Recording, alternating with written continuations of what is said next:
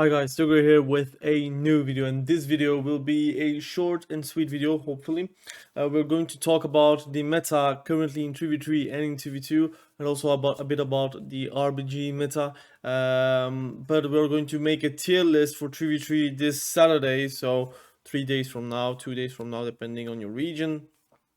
And we're going to take a look to the statistics and what you should expect around 3v3, but also around 2v2. But let's talk about 3v3 first. And I must say, I'm actually very surprised. There is a lot of changes since the first weeks, and I'm going to talk first and foremost about the melee meta. So you see, it has changed. There is a lot of havocs, unholy, assassination rogues, and now you have more arms fire instead of fury. Since the nerfs on fury, people decided to actually change towards arms, although really nothing has changed except the damage from arms, and people were playing fury probably for the wrong reasons, and now it got nerfs, which I feel like is more of a placebo nerf. People realize that arms is not that bad, and they are actually switching towards arms in trees. Although the meta hasn't changed, it's still heavily around the top 3 casters, which is Shadow Priest, Demonology Warlock, and Elemental Shamans, which all three both destroy arms warrior really quickly. But of course you can equip yourself with a good teammate in 3v3 that can actually kill casters. So I would say a demon hunter, a unholy DK, or sometimes you can play a bit more aggressive with, let's say, a feral druid or with a hunter. Arms warriors generally do not play with retribution paladins anymore because it is way too squishy. Also, for the retribution paladin, it's very scary whenever you're playing versus caster cleaves and you have your arms warrior with you. You're going to get guided, but also just getting destroyed after a go or two. As an arms warrior too, and also for fury, to be honest, you can equip yourself, I would say, with a friend, which is called a shadow priest, and you're going to be good. You're going to be golden. They will not focus the arms warrior generally, and even if they do, the shadow priest has void shift, has multiple fears, stuns, silences on the healer that makes a lot of pressure go away from the arms towards the shadow priest, because if you let the shadow priest do his thing, he is going to do his thing, and generally you're going to suffer big time. If we're going to talk about the other melees, you see that the melee that is played less is outlaw rogues. The reason is assassination is just that much easier to play, but also that much more fun, I guess. It's not only because outlaw is maybe underperforming compared to the two other specs, but I think most rogues prefer to play assassination outside of the fact that it is stronger or not. If Outlaw was getting a buff of 100% on their damage, I would say it would still be underplayed compared to Assassination or a Subtlety Rogue. Windwalker has also a lot of players playing it. It's actually very strong. You do play a bit of a scary cat sometimes, but whenever you can burst, you do burst, and people just fall over. They did nerf Strike of the Windlord, but they have still a lot of great tools. Like, for example, whenever you're doing Strike of the Windlord, you get Thunder Fist, and then you're going to do a lot of damage with that, and sometimes you can just pop that and do a one-shot. Of course, it's not as simple as that. You can still have to prepare your kicks, your fists, whatever you can actually do to actually do a lot of damage with the Mastery combo. And you're going to probably one-shot someone, but sometimes it doesn't, and then you have to run away with it. But you see a lot of Windwalkers in trees, and you do also feel that this top 5 is pretty much the same in Solo Shuffle, although in Solo Shuffle you have probably as much fury as arms in the top 10 of the specs, but also just in general, Havoc will still be over the top good compared to the other classes specs. Let's see about the hybrid specs that you can see. Feral Druid, Retribution Paladin, and Enhancement Shaman. The reason why Feral Druids are not as played in trees is because they are very limited comp-wise. They can play with multiple specs, but their best comp still is jungle. You can work with a warrior, you can also work with a Havoc, which is very bursty. You can also play with a DK. Again, you have a lot of comps that you can make it work as a feral, but the better comps are with a hunter, and since hunters are not as played as before, it becomes that the few feral druids that are playing, they're either playing social four or in twos. In threes, they have like a partner or partners that they are actually always queued together, and you can see that there is not really a lot of ferals just in general, even though it's very strong. And that's like the thing. Like everyone can say that Feral Druid is probably S tier at minimum A tier, because some people put it in A tier. For me, it is an S tier spec, and still it is not as played as, let's say, Havoc or Unholy DK. While, for example, Havoc Demon Hunters, they are S tier and they are overplayed, but it is because it is also an easier spec to play. It is also maybe more fun for people to play. You have more comps to play in. It is a very good soloist, so it means in social for you're going to do good, and that is probably the explanation why there is much more havoc than a feral druid, and it is not really tied to power. Now let's talk about Retribution and Enhancement Shaman. Enhancement Shaman, again, they're very limited in comps, and that's probably the reason why it's not as played as, let's say, Elemental Shaman. Many Enhancement Shamans do not play PvP as Enhancement, but they do play as Elemental Shaman, and whenever they're doing raids or whatever, they do go for Enhancement, since Enhancement is actually good in raids and PvE. That's pretty much the reason. They have like one great comp, which is Turbo, and even then, the warriors are very, very squishy, which, to be honest, Turbo is the other way. Normally, it's the enhancement shaman that is getting trained, and you as a warrior has to peel for the enhancement. But now the tables has turned. People just focus warrior, and warriors do die. And enhancement shaman, if they want to do a lot of damage, they will have to sacrifice their healing, and if they are healing a lot, it means that they need to save other people, and you will have more, like, less damage, and that is pretty much a snowball effect. But still, Turbo is still very good. Counters a few specs, a few classes. You're very good versus casters, because grounding totem, wind shear, whatever two you have as a enhancement shaman is going to be golden. But yeah, only one comp, so it's like the same problem as a feral druid. It can be even S tier. It can even be the best spec in the game. It will never be as played as a Havoc Demon Hunter, for example. Stability Rogue, 2.4k games, which is to be expected. It's one of the most difficult specs to play. A bit like Feral, has one great comp, which is RMP, and then you have like some sub comps, like for example a Thug, or you play with RPS or whatever. You can play pretty much the same comps as an assassination rogue, but you will have more success as an assassination rogue, and that's why it's more played. Also, it's more simple to play assassination compared to sub, and that's why Subtlety has that little game. And the people that are playing sub, they are specialized into playing Subtlety because they do like Subtlety. They played it all the time, and it doesn't really matter how busted it is or how bad it is. It will still have around the same games per week, like around 2k and 5k games. So this is pretty much the explanation. Survival, problem is in threes it's much more difficult to play than in twos, because you do fall over. You can play survival very well if you're playing Cupid, or if you're playing, for example, jungle, you can have a lot of success with it. I also saw a lot of Thug cleaves with survival and an assassination rogue. It could be very good, but again, it is very squishy, and the squishy specs are kind of pushed onto the bottom, and the more difficult specs also are pushed into the bottom, and then you have the not as good specs, like for example Frost DK is just generally not as good as Unholy. Unholy is just much more versatile.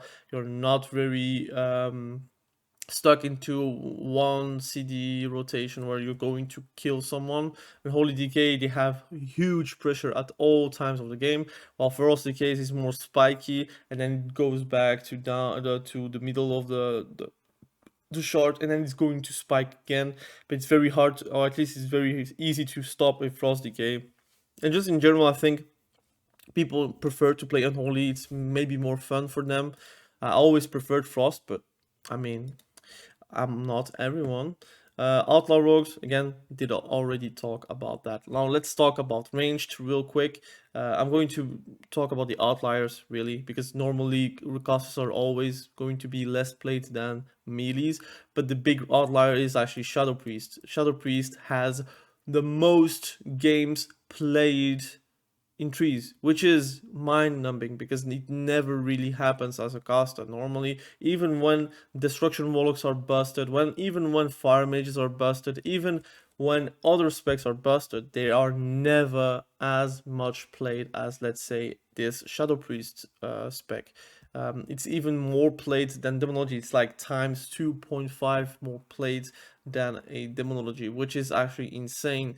You see, it's like 25% difference between those two specs. And Demonology, everyone can say that it is actually an S tier spec, and it is an S tier spec, but Shadow Priest has the factor, which is pretty much fun. You have a lot of fun as a Shadow Priest, you have a lot of comms possibilities as a Shadow Priest, you have also a lot of agency in social for the same, you have a lot of agency in your CC. By yourself, you can probably kill someone because you single-handedly did a great CC rotation on the healer. And yes, you're going to get trained a lot, but you have a lot of tools to actually not get trained that much, and most of your damage is actually pretty instant. Yes, you have to cast a bit, but if you eat a kick, then you have a free moment where you're going to cast. The most annoying matchups I would say is going to be versus casters, where you're going to eat a 6 second silence, for example, on a vampiric touch cast, and then you're going to be a bit more squishy to them. But melees also are going to give you a tough time, but again, void volleys is fantastic versus melees, while for example casters, they're going to be ranging your void volley, so your void volley will just not exist and you probably will not talent into it. So Shadow Priest very strong. I think they can expect a big nerf.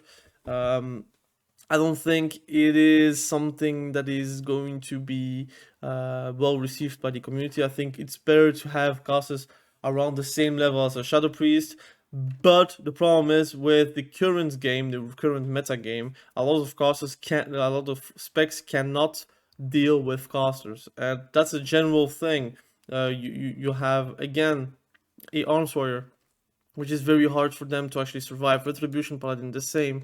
Survival Hunters, now that they don't have Craven Stratagem, is going to be very difficult for them. And it depends on how they are going to balance it. Hopefully they balance it correctly and they're not going to kill the damage, because I like to have Shadow Priest not to be a utility bot, but I expect them to actually get nerfed pretty hard.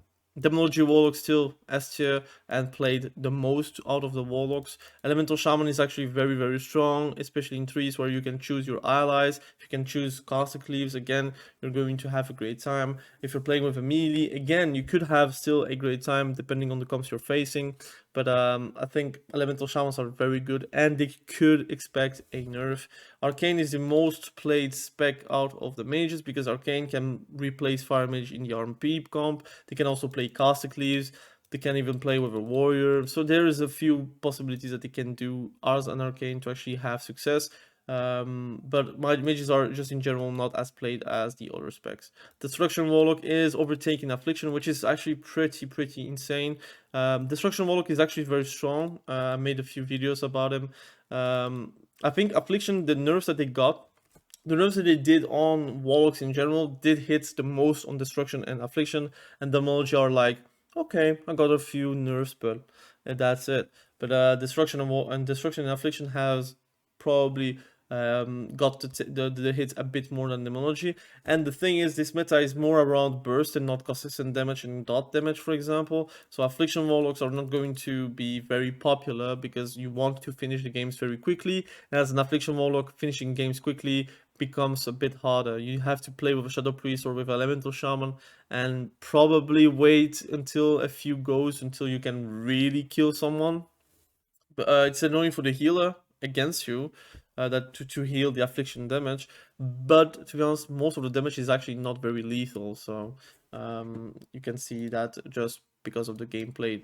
I think in general, if Demonology isn't as good as it is right now, a Destruction and Affliction Warlock would be more played than it is right now. Marksmanship Hunter, it's actually very strong. I think it's the double tap removal is going to hit the popularity of the spec. I think it will change real soon. You can have a lot of success in social files and Marksmanship Hunter, but you need to have awareness, you need to know how to kite, and you need to actually do a lot of damage. But you can do it. In trees, again, you can play multiple comps that can work with a marksmanship hunter. Most of the problems of marksmanship hunter is actually survive and damage. But outside of that, the damage itself is very, very high. Devastation, I have nothing to say about that. I think preservation is just that much better. That's why it's just underplayed. And in general, it just feels like a destruction warlock, but with less CC. That is my opinion, of course. Frost Decay, Frost Mage, it's actually very strong. Needs to play with Castle Cleaves. Just underplayed because Arcane is strong. That's my opinion. Balance Druid, not good. I think they need to do a 180 on the spec. I think how they are doing it, it's already a few expansions. I think Balance Druid is not in a great place. Even whenever it's busted, I feel like the gameplay is very much monotone. Okay, your Brood Beam and Cyclones are very, very valuable. You can still win a lot of games because of that. But I feel like the way how you're doing damage is quite sad. Like Wrath doing no damage, like a lot of spells like Moonfire and Sunfire. I don't know how it's called. The dot damage is really underwhelming. Your Starfall is strong because you can just pair yourself with an Affliction Warlock and you're going to cleave a lot. But it's very boring. It's very PVE, and they need to redesign Balance Druid just in general, because it is either too strong or not strong enough. And like for example in PVE it is super strong, but in PvP it is not. So I don't see them to actually like buff it real soon. I think it's going to stay like this. Beast Mastery is underplayed because it is not very popular spec, but I do play BM. I tested BM like multiple times. I do play a lot now on BM because I want to make a guide on it, but I'm still gathering information. I want to play more Soul Shuffle, but it never pops for me.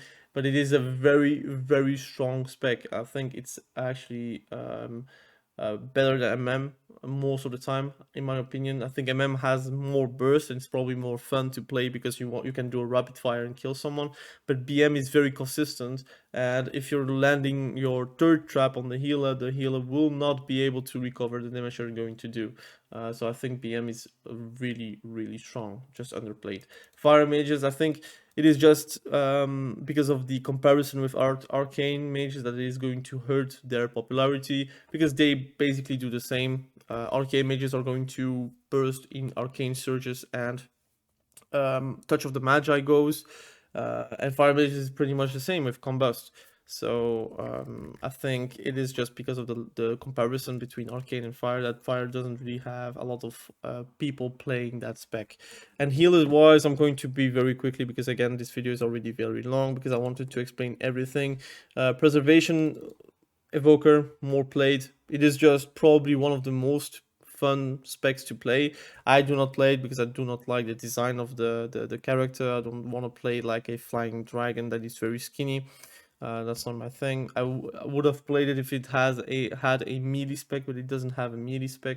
And I think preservation is going to get a nerf somehow, some way with restoration druid. They're both very strong in trees. Most of the games that you're going to play are going to be played versus them. 50% of the games really. So yeah, I mean, it's going to be a rough ride for them. I don't know if they're going to get hit by a nerf or the other healers will get buffed, but my estimate is they are going to get nerfed, and there will be a lot less healers in the long run. So I hope they buff the other specs instead and make them better so they can compete versus preservation evokers and restoration druids. But then you have the mid tier. Basically, this is pretty much the tier list that you can expect in trees. Preservation and restoration druids being in S tier. Discipline, restoration shaman, and holy paladin with mistweavers are going to be around A and B tier, depending. I think holy paladin is actually better in trees than in soul shuffle, but I think they are around Mistweavers being A tier, Restoration Shaman, Holy Paladin, and Discipline Priest around B tier, and then you have Holy Priest being C tier. So that's pretty much my take around the 3v3 bracket. Now let's talk about the 2v2 bracket. I'm going to be even more fast. Assassination, Subtlety, they're both crazy because it's a rogue bracket. Pretty much 2v2 is a rogue bracket with a spark of DH and Shadow Priest and Demonology Warlocks. Those 5 specs, so Assassination, Havoc, Subtlety, Shadow Priest, and Demonology, they are probably going to be most of your games. You will be lucky if you're facing an Unholy DK or a Enhancement Shaman or Frost DK or even a Retribution Paladin, because most of those games are very free for you. Um, let's take a look. Assassination Rogues are double the games of Havoc. That's normal because Havocs just prefer to play 3v3. It's just how it is. Because they do get countered by survival hunters, they do get countered by assassination rogues, they do get countered by a lot of specs. But in trees, the weaknesses of that is going to be more or less showing because you have your friends helping you, right? While, for example, assassination in trees, they are going to be more squishy. So pretty much rogue specs top. Even outlaw rogues are even more played than enhancement frost and paladin. So that's like telling something, I guess. Enhancement shaman is just not a 2 spec. Retribution is not a 2 spec. Frost Decay is just suffering the comparison with Unholy Decay, but also they are very cooldown reliant. And in twos, it is a game of checkers, so you're going to trade CDs, and the one that has no CDs is going to lose. That's pretty much how twos work. So Frost Decay just lacks that. Retribution Paladin, you have to play double DPS if you want to kill something reliably, or you play with a healer and you try to go for dampening, but even then you don't have an MS effect. So that's the problem. You must probably play with a Arms Warrior or a Fury Warrior. My guess is probably Fury Warriors, so they can sustain themselves. Enhancement Shaman, the same. I think they're better with a double DPS, and double DPS comps are not meta in twos. You can say whatever you want. I like double DPS, I like to play double DPS, but the most reliable comps are still with a healer, because if they survive the first and second go, you're pretty much dead. So that's pretty much the double DPS fantasy. Feral Druids actually more played in twos than in threes because you have more comps and more variety, and you have an easier time. Just in general, you will be able to play your spec a bit more. Arms Warrior, they're more played in Fury at the moment because they nerf Fury to a point where people are thinking it's more worth to go arms, especially with the tier set. If you can have a 2 set or the 4 set in a few weeks, hopefully they do have the catalyst a bit sooner. Arms is going to overtake it very quickly because this 4 set is very, very awesome for arms, and going crit is going to be even more valuable. Windwalkers, again, very good in twos. It plays like a sublety rogue, so in twos you have the time to actually run away and go back on your CDs. And Survival Hunter still not as played, but it is pretty much because Craven Stratagem is just gone and people cannot adapt for now. They don't know that they don't need to stay immediately all the time to get the Mongoose Bite stacks. Sometimes you just have to drop those stacks and run away for your life, right? Survival Hunter plays more range than it ever was.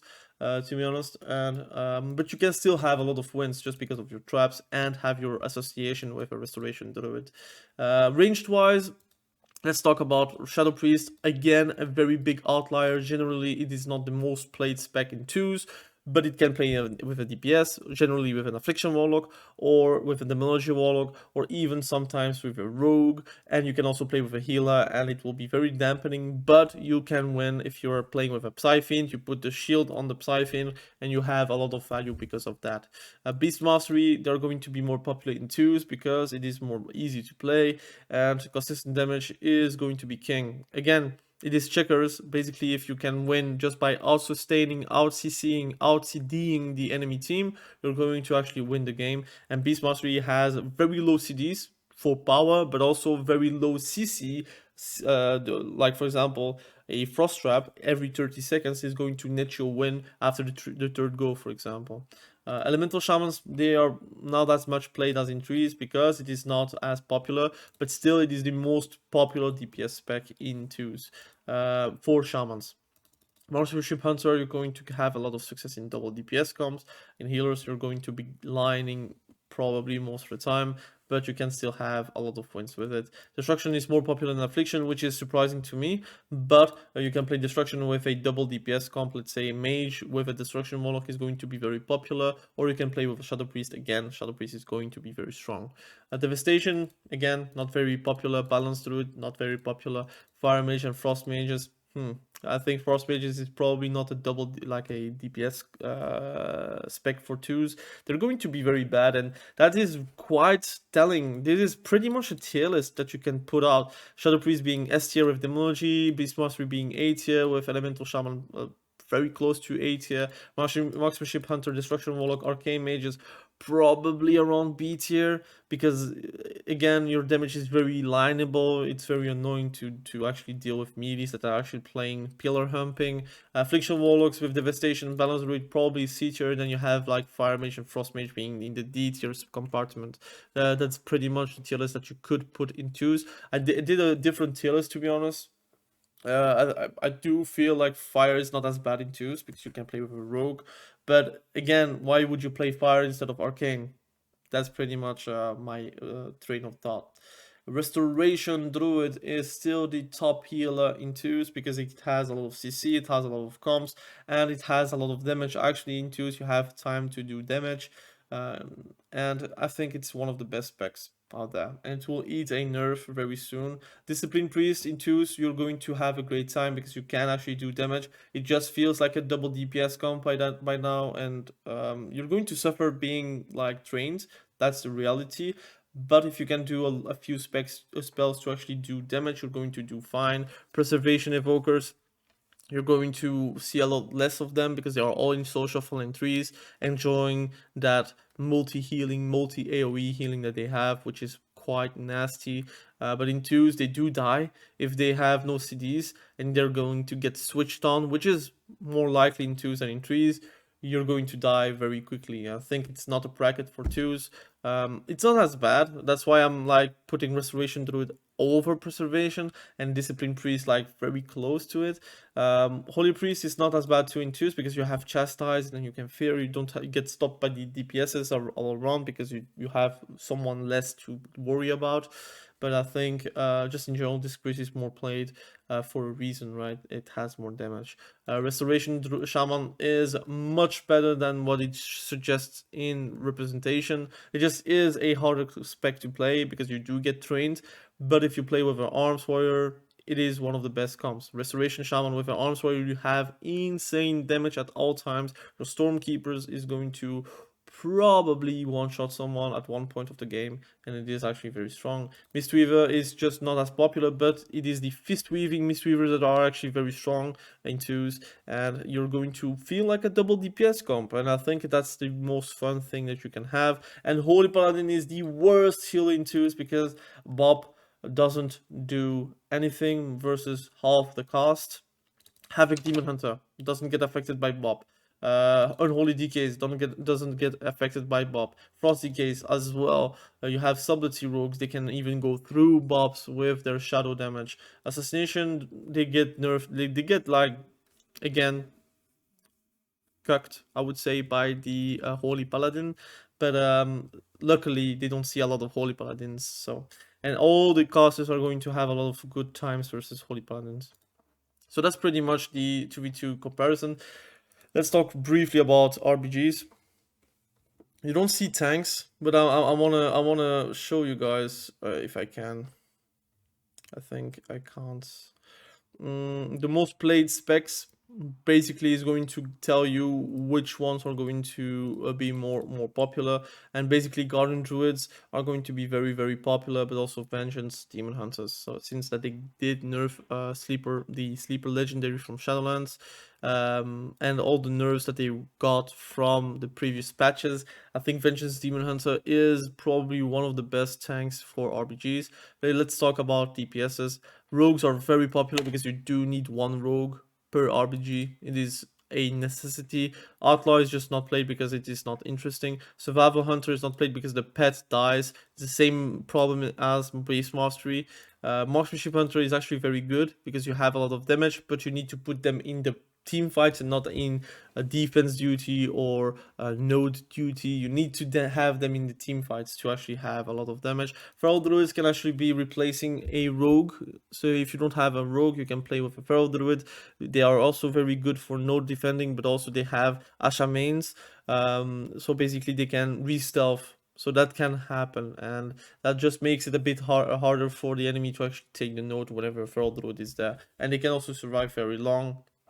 Retribution, Paladin Fury, Arms, and Unholy DKs, both are all great melees, but the most and the better melee out there is probably Havoc, because they have insane AoE pressure, they have the Hunt, they have Portals to the Flame, they have insane damage, to be honest, and just because of that, they warrant the top 1 spec out there in RBGs. I'm going to make an RBG video very soon, probably next week, because Saturday is always going to be a tier list day, so I'm going to make tier lists every Saturday, and the first tier list going up is going to be 3v3, and next week is going to be the RBG one. So anyways, this is pretty much the analysis for the brackets. Let me know what you think about the meta at the moment. Do you like it? Do you not like it? I said it was a short video, but it is not a short video. So yeah, I like to talk a lot, and hopefully you like to listen a lot. So thank you for watching the video. I really appreciate you. Be sure to subscribe to the channel if you haven't done that yet, and we will catch each other very soon in a next video. Have a great day.